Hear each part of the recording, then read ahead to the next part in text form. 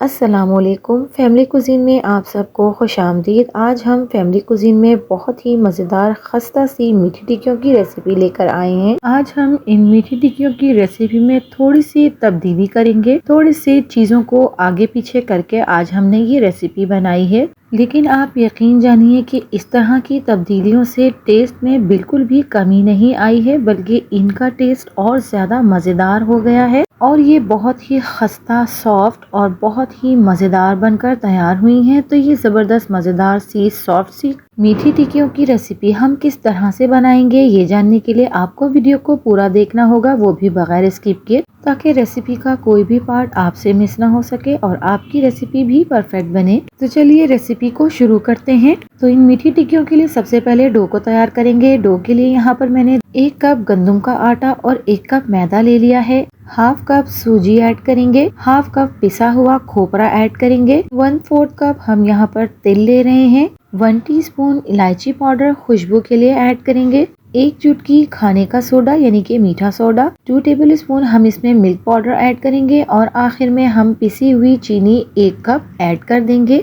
साथ ही 1 टीस्पून हम इसमें नमक भी ऐड कर देंगे। अब हमने इन तमाम ड्राई इंग्रेडिएंट्स को आपस में अच्छे से मिक्स कर लेना है, ताकि तमाम चीज़ें इक्वली मिक्स हो जाएं और कहीं पर कमी बेशी ना रहे, इक्वली ये तमाम इंग्रेडिएंट्स मिक्स हो जाएं। तो यहाँ पर ये मिक्स हो चुके हैं। अब मैं यहाँ पर मेल्टेड घी ऐड कर रही हूँ। ये देसी घी है, आप चाहें तो बनस्पति घी में भी इसको बना सकते हैं। ये घी घर का बना हुआ देसी घी है। इसकी वीडियो मेरे चैनल पर पहले ही से मौजूद है, आप चाहें तो जाकर देख सकते हैं। तो घी हमने आधा कप ऐड किया है, वो भी मेल्ट करके। तो अच्छी तरह से इसे हम तमाम ड्राई इंग्रेडिएंट्स के साथ मिक्स कर लेंगे। बहुत अच्छे से हमने इस घी को मिक्स करना है और लास्ट में हमने ये चेक करना है कि अगर तो ये मुट्ठी बन रही है तो इसका मतलब है हमारी डो अच्छे से मिक्स हो चुकी है। यहाँ पर मैंने 1 कप दूध लिया है, लेकिन पूरा हम इसमें नहीं ऐड करेंगे, थोड़ा थोड़ा हम दूध डालेंगे और इसको मिक्स करते जाएंगे। शुरू में गूंदते हुए आपको ऐसा लगेगा कि दूध ज्यादा हो गया है और डो पतली, तो जैसे जैसे हम डो को गूंदते जाएंगे ये टाइट होती जाएगी। बेसिकली डो को हमने सख्त गूंदना है, बिल्कुल भी नरम नहीं गूंदना है।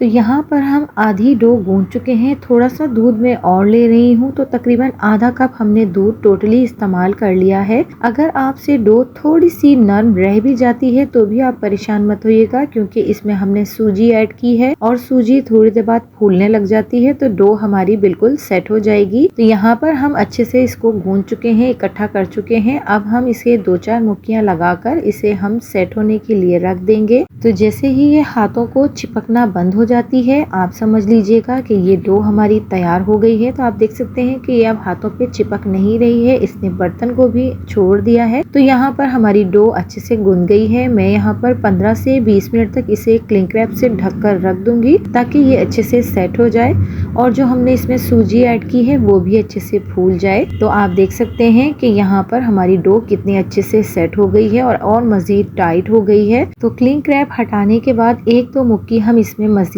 लगाएंगे। अब मैं इसका एक मोटा सा पेड़ा निकाल लेती हूँ और इसे अच्छे से हाथों में गोल कर लेते हैं। और जिस रेशो से हमने इस डो की तैयारी में इंग्रेडिएंट्स डाले हैं बिल्कुल परफेक्ट हैं। आप भी इसी तरह से डो को तैयार कीजिएगा। तो यहाँ पर एक मोटा सा पेड़ा हमने डो का ले लिया है। अब हमने इसे बेलना है। तो हमने इसे बहुत ज़्यादा पतली रोटी की शक्ल में नहीं बेलना है, थोड़ा सा हम इसे मोटा रखेंगे ताकि हमारी टिक्कियाँ बिल्कुल परफेक्ट साइज की बन पाए। तो यहाँ पर आप देख सकते हैं कि मैंने इसको अच्छे से बेल लिया है। अब मैं इसे एक कटर की मदद से कट करूंगी। तो यहाँ पर मैं कटर यूज कर रही हूँ इनकी परफेक्ट शेप्स के लिए। आप चाहें तो कोई ग्लास या ढक्कन किसी बॉटल का वो भी यूज कर सकते हैं, इससे भी आपके शेप्स बिल्कुल सही बनेंगे। तो यहाँ पर मैंने एक रोटी में से 4 टिक्कियाँ निकाल ली हैं। अभी मैं आपको इन टिक्कियों का साइज भी बताऊंगी कि कितनी मोटी हमने इन्हें रखना है। तो यहाँ पर जो इसका एक्स्ट्रा हिस्सा बचा है उसे हम वेस्ट नहीं करेंगे, उसे हम दोबारा से निकाल कर दोबारा से पेड़ा बनाकर दोबारा से बेल कर टिक्कियाँ काट लेंगे। तो आप देख सकते हैं कि इतनी दरमियाने साइज की टिक्कियाँ हमने बना लेनी है। तो बस इसी तरीके से मैं बाकी की तमाम डो की टिक्कियाँ यहाँ पर तैयार कर चुकी हूँ। आप देख सकते हैं कि 2 कप आटे से हमने कितनी ढेर सारी टिक्कियाँ तैयार कर ली हैं। तो अब हम इन्हें तलते हैं। तो यहाँ पर मैंने पैन में ऑयल को गर्म करके चेक कर लिया है। एक एक करके मैं तमाम टिक्कियाँ इस गर्म ऑयल में डालती जाऊंगी। तो ऑयल आपने बहुत ज्यादा तेज गर्म नहीं करना है इन टिक्कियों को तलते वक्त, बस इतना ही गर्म करना है कि जैसे ही हम इसमें टिक्कियाँ डालें तो इसमें जो बबल्स आपको दिख रहे हैं इस तरह से इसमें बबल्स बनने लगे। क्योंकि अगर हम बहुत ज़्यादा गर्म ऑयल में ये टिक्कियाँ डालेंगे तो क्या होगा कि अंदर से तो ये कच्ची रह जाएंगी और ऊपर से इनके कलर आ जाएगा, और अगर हम बहुत ज़्यादा ठंडे ऑयल में इन्हें डालेंगे तो ये बिखरने लगेंगी और अपने अंदर तेल को जज्ब कर लेंगी। तो बस दरमियाने गर्म ऑयल में हमने इन्हें डालना है। तो जैसे ही ये एक साइड से सिक जाएंगी तब हमने इनकी साइड्स को चेंज करना है, उससे पहले हम इन्हें बिल्कुल भी हाथ नहीं लगाएंगे। तो यहाँ पर हमने दोनों साइड्स को अच्छे से सेक लिया है और आप देख सकते हैं कितना जबरदस्त सा इन टिक्कियों का कलर आया है। तो कलर आप अपने हिसाब से लाइट या डार्क रख सकते हैं। कुछ लोगों को डार्क पसंद होता है तो वो इससे थोड़ा सा डार्क कलर रखते हैं, लेकिन मुझे ये कलर पसंद है इसीलिए मैं इस तरह से इसको गोल्डन कलर में ही निकाल लूंगी। तो अगर आप वीडियो में अभी तक बने हुए हैं और अगर आपको मेरी वीडियो पसंद आ रही है तो वीडियो को लाइक जरूर कर लीजिए, चैनल को सब्सक्राइब कर लीजिए और बेल आइकन को दबाना ना भूलिएगा। इससे मेरी वीडियोस के नोटिफिकेशंस आपको मिलते रहेंगे। तो यहाँ पर हमने तमाम टिक्कियाँ फ्राई कर ली हैं। अब मैं यहाँ पर इन्हें एक प्लेट में असेंबल कर लूंगी। तो यहाँ पर हमने रेसिपी में थोड़ा सा चेंज किया।